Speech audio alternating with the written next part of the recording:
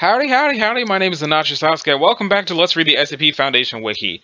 In the last episode, we read some more of the Resurrection A9. In this episode, we're going back to the actual, SCP entry, creature, things. And then the last episode, the last one we covered was the Improver. This time, we're starting with the Antimatter Parasite, and we'll see how far we get. Well, it's a Euclid. Wow. And there is a picture of it manifesting its anomalous property during initial containment. SCP-213 is contained in a high-security humanoid containment cell within Site-77. The chamber is to be surrounded by a 10-meter wide zone filled with gaseous materials corrosive to human skin. Should 213 be informed as to the nature of its containment, to prevent manifestation of its effect, which would result in additional containment breaches. It should be, not should it be. It should be... Okay. It should be informed as to the nature of its containment. Yeah, I don't know why it took me so many rereads to get what that was saying. A staffing of 2 guards armed with high-pressure hoses, oleoorison, capsicum, and polymer web grenades should be stationed outside the containment unit at all times. Now then. 213 is an adolescent human male, 1.5 meters tall, weighing 95 kilograms. 213 is able to forcefully sever the bonds between atoms in any solid or semi-solid matter with physical contact. An intense flash of light is produced when doing so. 213 can use any part of its body to manifest this effect, and has used it to disintegrate projectiles as they impact its body. Manifestation of this effect has proven to be extremely painful, with extended use causing enough pain to render 213 unconscious. 213 was recovered from Palo Alto, California, when reports of a teenage boy being arrested for homicide after vaporizing his girlfriend during coitus reached agents embedded in the local police department. Further investigation revealed 213's anomalous properties. However, during initial containment, 213 vaporized the agents attempting to apprehend it. During the ensuing firefight with Mobile Task Force something, 213 was able to disable 2 agents before being contained. The containment procedures were finalized on something 19 and classified as Euclid. Addendum 21307. 213 has made its 7th escape attempt. After asking for another interview with Dr. Blank, 213 waited for security personnel to allow her to enter the containment chamber. As the majority of the containment procedures were disengaged, 213 was able to apply its effect to the remaining security measures and breach containment. 213 killed Dr. Blank as well as 2 agents during the initial stage of its breach. 213 had only seen a small portion of the facility and was easily apprehended after it encountered heavy resistance from security. Breaking through its cell weakened it enough to prevent further damage to other containment units. 213 was apprehended in the site break room, attempting to break through the floor. However, extensive use of the effect left it unable to do so. 21308. They unintentionally breached containment on something 2000. Due to the nature of this breach, no consequence has been issued. Video feed taken at 3:15 AM from their cell show its bed and a section of the floor being affected, which caused 213 to fall into a basement level. Containment procedures have been slated for revision. Researchers note. From study of this video, it is clear that 213's control of the effect is not as perfect as it previously believed, and it has become more cooperative with us in trying to establish a method to control and utilize it. Vague conjecture on the part of the review staff as to possibilities of what would occur should the effect trigger accidentally, including 213's self-vaporizing, are noted as being particularly useful in this regard. Addendum 09. Something 7th. During a routine physical examination of 213, lesions were discovered on its back, appearing as smooth nodules. Presently, there are 4 nodules placed at intervals on the subject's back in a perfect square. Distance between all 4 points is exactly 15 centimeters. Medical personnel have been assigned to 213's containment in order to observe and rapidly respond to changes in this condition. Follow-up examinations have been scheduled. On the 9th of whenever that happened, a follow-up examination led to the discovery of 2 more nodules located in the center of its palms. 213 reports mild irritation but no pain or discomfort. They resist pressure applied with blunt or sharp instruments. During an attempt to excise a sample using a scalpel, the scalpel failed to cut and vaporized after a few seconds of applied pressure. 213 denies responsibility for this occurrence. 213 has become notably more apathetic and has expressed feelings of extreme pain from its back and stomach. 14th. 213 was moved to intensive care after being observed having a seizure in its containment cell. Examination of 213 shows an additional 10 nodules have appeared on its back. A perfect distance of 5 centimeters separates each one. They continue to report no pain from the lesions. Has been assigned additional medical observers who will remain outside its containment with the standard guard staff for the next week. On the 23rd, all of the nodules have disappeared and been replaced with thin incisions slightly less than 1 millimeter in width. During the inspection of these new changes, the medical examiner witnessed the incision on 213's left palm open, and an eye was observed watching her. 213 has been placed in the medical wing indefinitely pending further changes to the subject's condition. Addendum 21310. The source of 213's effect appears to be a parasitic infection of unknown origin inhabiting its body. This lifeform has not attempted to communicate, but does observe any persons in 213's presence through the lesions present on their body. 213 has exhibited panic over this development and requested several times the entity be removed from him. Any requests of this nature from 213 are to be denied pending further research. Researcher note: the organism inhabiting 213 fails to show up on any medical scan we have at our disposal. The new hypothesis is that this effect actually serves to provide sustenance and self-defense. With repeated tests to determine the nature of the anomaly has led to increased growth. 213 has been placed in a chemically induced coma until further research can be conducted regarding the nature of this parasite. Containment procedures slated for major revision. Daydreamin'. Daydreams. Okay. That's all there is anymore. That's all I can have. I'm an all-powerful demigod locked in the chamber of Little Boy. Do you know where the power goes? It flows out of our fingers and out soggy clothes into broken men. They seek forgiveness, so here I go. Our mother was there and the fridge flew out of the way. Mommy's pretty neck gone in a flash, bursting blood onto our poor hands and dripping onto the floor. We're all broken now. The monsters, the jailers, they hold me now and they won't let me go. They need me whole. They make me fight Grammy, but she knows we've already won. This doesn't make any sense. What am I talking about? None of that shit actually happened. I need to get a hold of myself before I start spouting some more goddamn nonsense. Deep breaths. How many fingers do I have? 10? 10 seems like a good number. 1, 2, 10. Okay, back. My name is Andrew, and there's something really wrong with me. I don't know what it is or how it even started happening. All I can say is that when I was 17, I started to be able to destroy things. Just make them disappear when I touch them. There's no way to control it, because as soon as I try, something else gets atomized and somebody else dies. God, if this... Not a jail, but a prison. If they hadn't gotten to me, I don't know how many more people would have died. How many are dead in here right now? They say I've killed 30 people, but that's probably an exaggeration. Something to get into my head. I know I killed Mom, but that was an accident. I don't know what I was doing. But actually, that's not how it happened at all. My name is Damien, and I'm pretty amazing. Actually, amazing is an understatement. I can do incredible, mind-blowing shit that none of you pussies reading this could even dream of. Look, dude, when you can fucking blow shit out of the sky with a touch, you turn some heads. Sure, before I came to this joint, I had a lot of fun with mayhem, but it's cool in here. Where else are we going to ignite some old hustler and kick back with a yoo-hoo? It's cold in here, but we're still sharp. The instrument sharpens the blade on every whetstone it uncovers, breaking new ground by breaking the bonds in front of him. Every shape it grasps, sees, touches, and tastes and touches in 1 million new ways. Godspeed. No, you're remembering it wrong. You need to answer us. What is your name?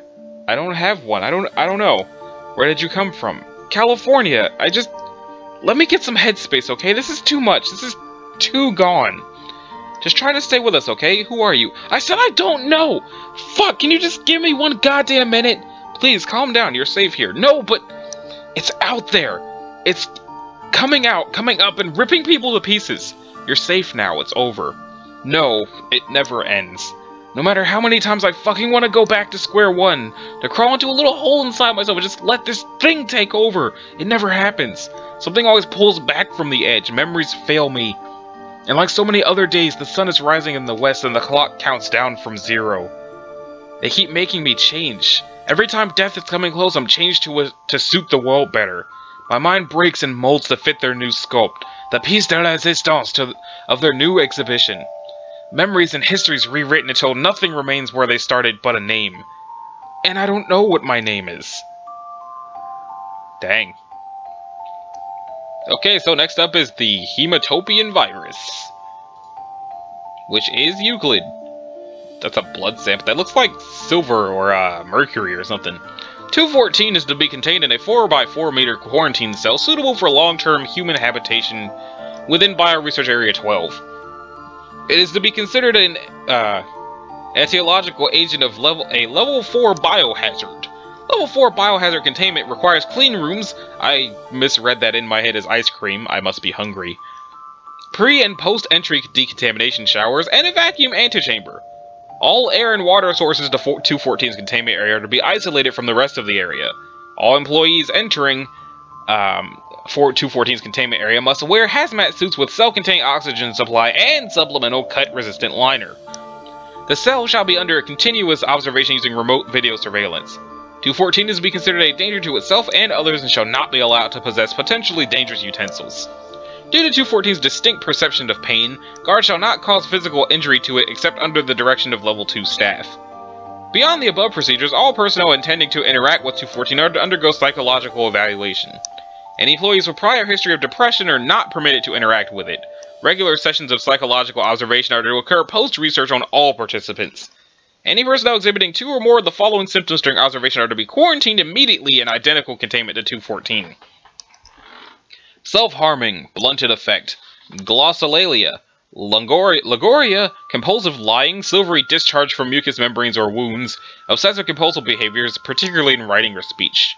Research staff is heavily encouraged to read Log 214 and Interview 214 before conducting experiments. Are those in here? They are not. Probably don't need to read those. I can see how long they are. 214 is male, age blank, formerly Agent Blank of the Foundation. Physical and mental changes were noted after investigation of Incident Blank at Blank Public Library, Massachusetts. Containment of bodily fluids, including but not limited to blood, vitreous humor, seminal fluid, and cerebrospinal fluid with a mercury-like substance. Hey, I called it mercury. Chemical analysis shows that the substance is a suspension of complex organometallic compounds in a protein and lipid-enriched serum, but so far nothing can be ascertained of its origins or purpose. Most bodily functions were observed to no longer be active in 214, though the related organs still exist in a preserved state within the body cavity. This includes regenerative properties, this includes the brain, which no longer shows activity on ECGs.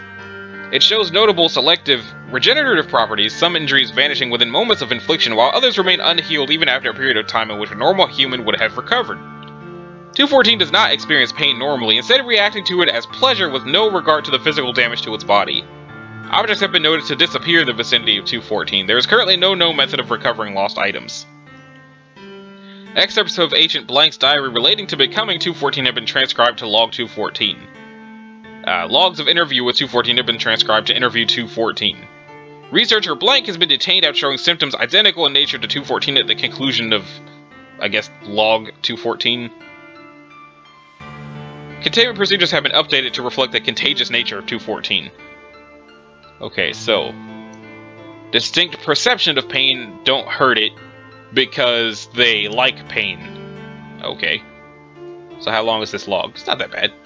Personal log of Agent Blank. Date, April 5th something. I got my latest assignment. Apparently there's reports of cult activity centered around a public library in Massachusetts. Shipping out tomorrow to investigate, along with the rest of Lambda 7. There's major concern about it being part of Church of the Broken God, given that the location contains a large museum of machinery. Hate dealing with them. The crazy machine guy gives me more creeps than the rest of the shit here. Most of them will only kill your body. April 9th. Initial recon's back on the building. Nothing anomalous so far, with 90% of the building mapped. Only thing left is the periodicals wing. That seems to be closed down for renovations. Seems like people go into there quite a bit after dark, but the door is always locked, and the architect that designed this place seems to have a personal vendetta against Windows. Nothing wrong with spikes, though. This place has spikes on every surface they could think of. Team's going to shadow one of them in the morning and see what's going on inside. Between this log and the next, the entirety of Lambda 7 vanished without a trace, along with the reported cultists. April 11th. Pages upon pages flitter through my mind, breeze-born motion revealing in the saturation of information. Coalesced and indexed to perfection, safely stored. The library approves of the new acquisitions to its collection, filling her walls evermore with the distilled essence of being, for all to borrow but never keep. Subsuming the identity, enrobing oneself in another for a time, for the goals, for the plans, and partly realized dreams. Emulating the flesh and its frailties, its ichors and impulses as a marionette on a string dancing its jerky frivolity. April 12th. Awake again. Not sure how long I've slept on the way back to Redacted.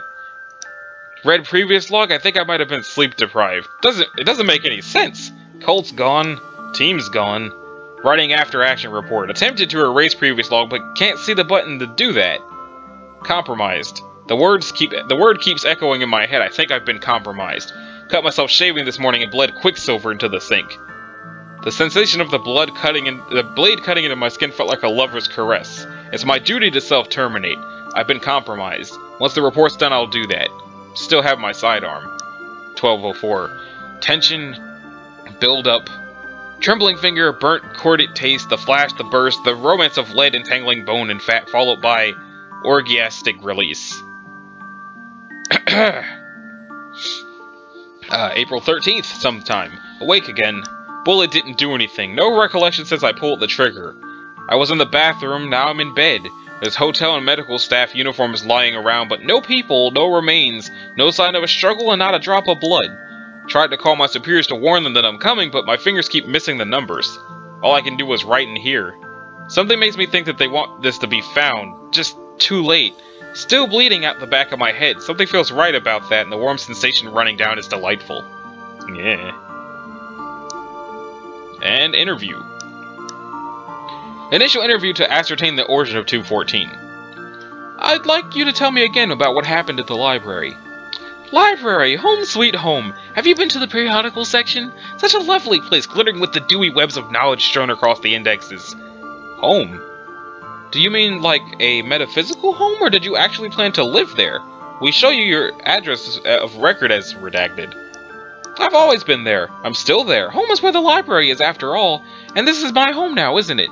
So this is the library now. It'll be a fine one, too, once I get everything organized. What do you remember of before the library? Do you remember your name? Do you remember why you were sent to the library? Oh, my name is SCP-214, isn't it? Filed and stored away with so many other texts. I greatly admire your work. You hold so many beautiful things here. That's your designation, yes. Do you remember what it was? Designation, a distinguishing name.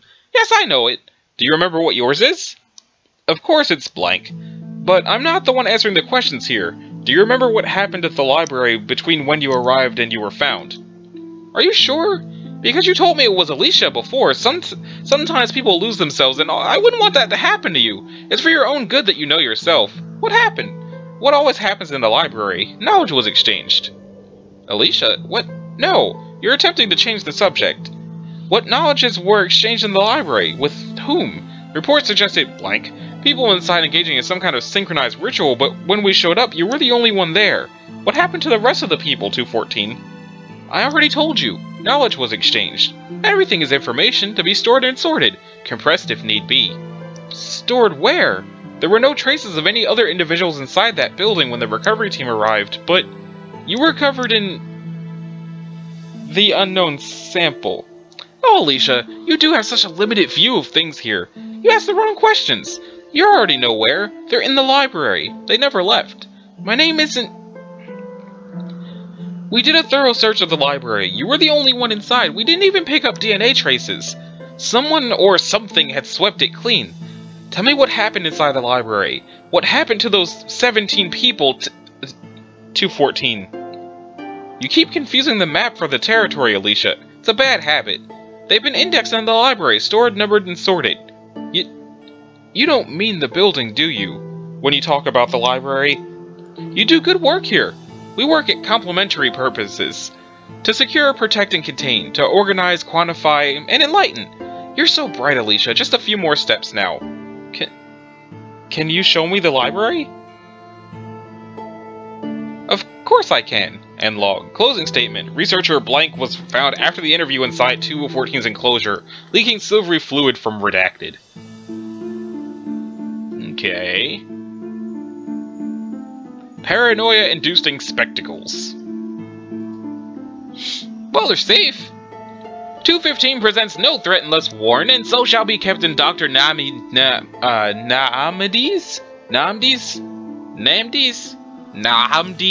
office until studies are concluded. 215 is to be kept in its case when not in use, so as to prevent scratches to the lenses. 215 is a pair of prescription glasses designed to correct myopic vision.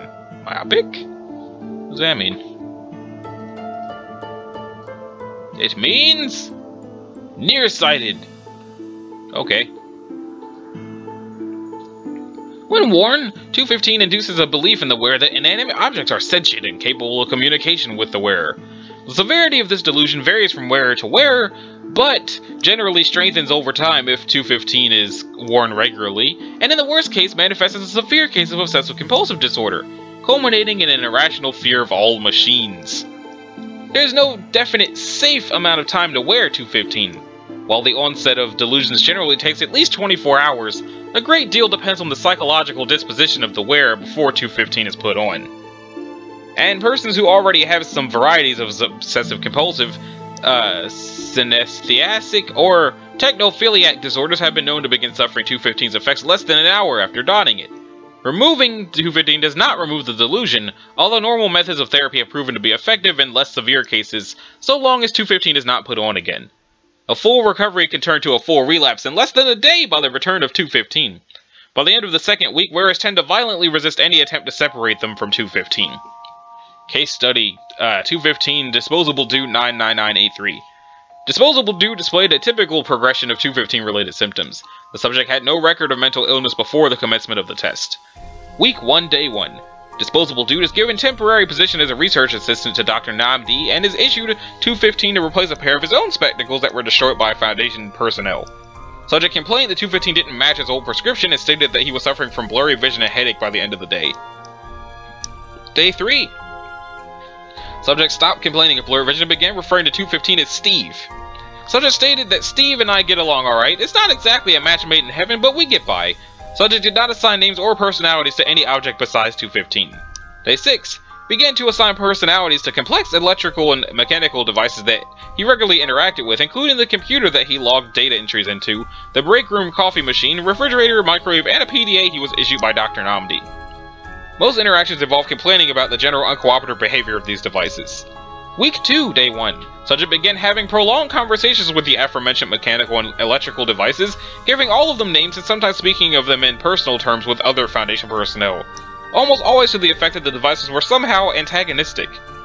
Subject reported that while he could not hear the machines speaking, their body language was very clear. Week 2, Day 5. Subject began assigning personal qualities to less complex objects in his work environment, starting with his office supplies. Day 7 of Week 2. Subject began minimizing interactions with living people and talked almost constantly to his inanimate companions. Discussions with staff psychologists indicated a sophisticated web of relationship between Disposable Dude and the objects. Week 3, Day 3. Had a violent altercation with the break room microwave after Burrito came out of it underdone. Subject reportedly cursed and shouted at the machine before attempting to destroy it with a break room chair. Subject was restrained and subdued and later apologized for his behavior to the microwave and the chair. Week 3, Day 6. Subject began personifying set pieces in his environment, referring to floor tiles and ceiling lights as people. Subject would stop to thank each inanimate object he interacted with, including each individual floor tile, for permitting him to use it. Week 4, Day 2. Began displaying signs of stress when asked to interact with any complex electrical or mechanical appliance, claiming that the machines had become hostile and threatening. Mechanical failures or faulty performances by any machines in Disposable Dude's presence were interpreted as signs of impending rebellion. Week 4, Day 3. Refused to come to work. PDA had been smashed. He claimed it was an act of self-defense. After being coerced into coming into the office, he began screaming and showing other signs of acute stress at the sight of his computer, which was turned off at the time. He attempted to force his way past the security guards at the door and had to be sedated. Week 4, Day 5. Destroyed his table lamp, alarm clock, watch, and ceiling fan. Afterwards, he refused to come out of his room. When Foundation personnel forced their way to the cell, they found him dead with severe burns on his hands and arms. He is presumed to have been fatally electrocuted while attempting to disable an electrical outlet in the room. Addendum.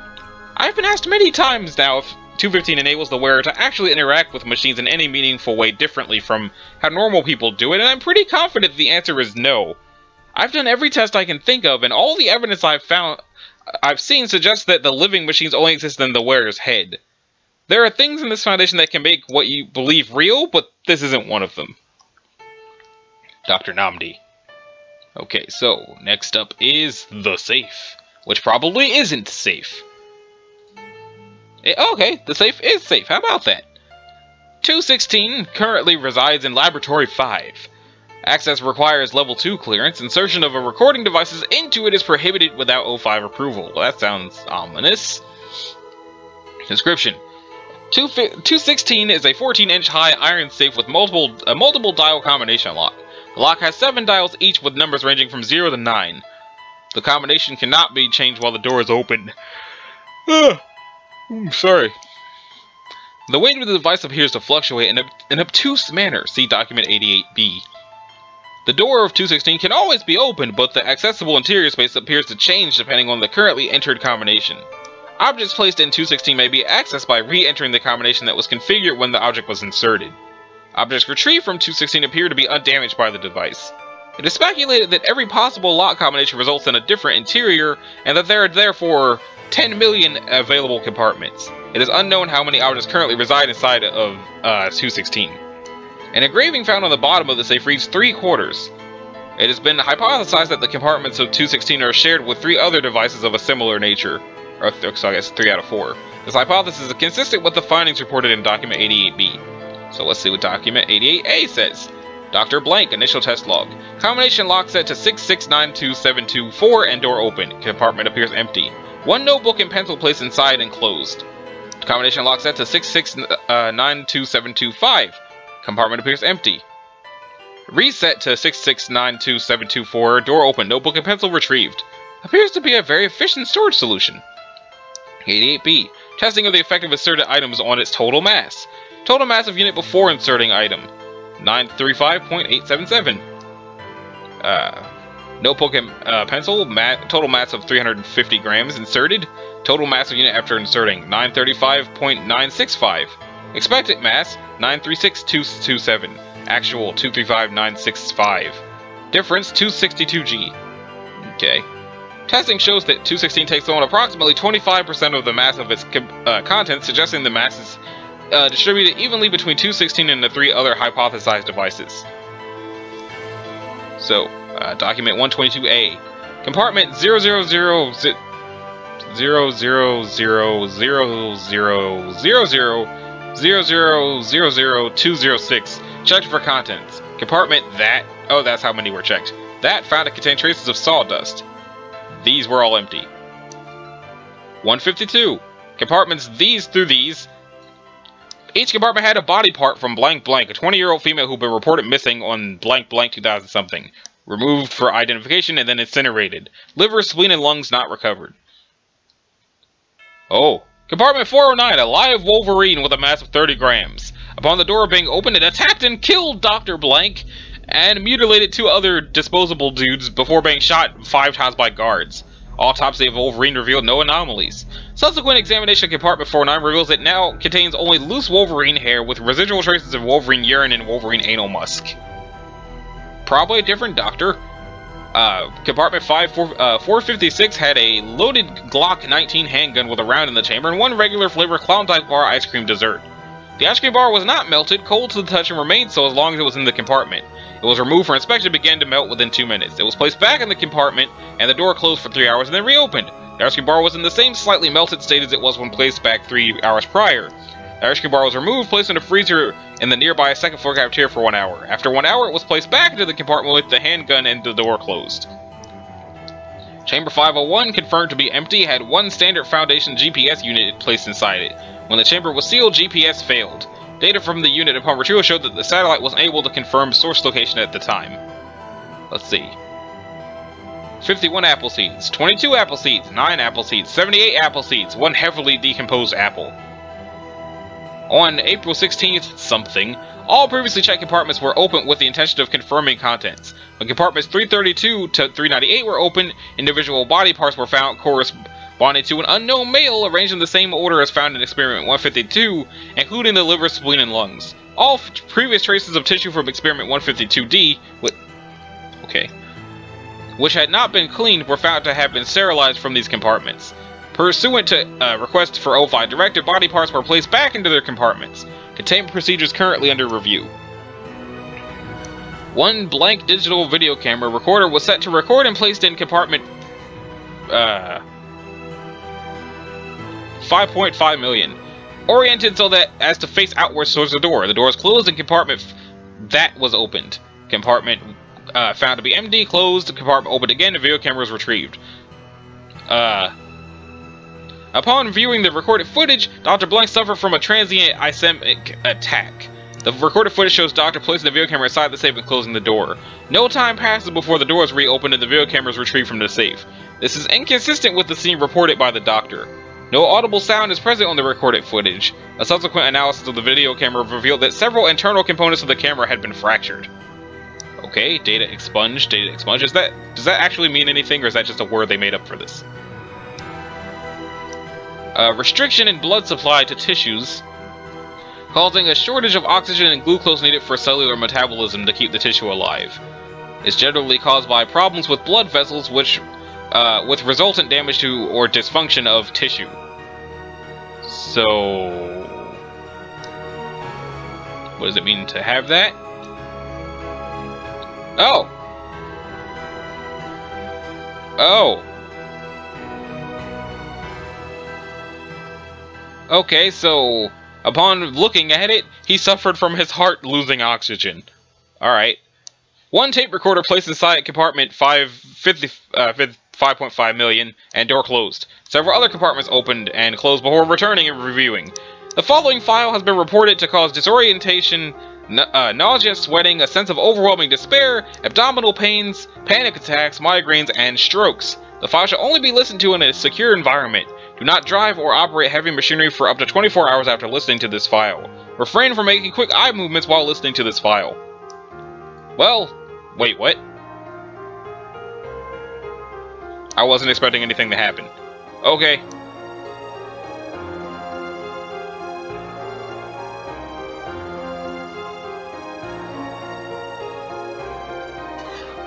Okay, so... I'm not going to continue listening to that, because as soon as it started playing, a chill ran up my spine. So I'm not gonna play that file. And I'm probably also gonna end the episode here because of that. So if you want to hear that file, it's at the bottom of entry 216 on the SCP Foundation Wiki, which can be found in the that right there. So in the next episode, we're going to start with the Clockwork Virus and go from there.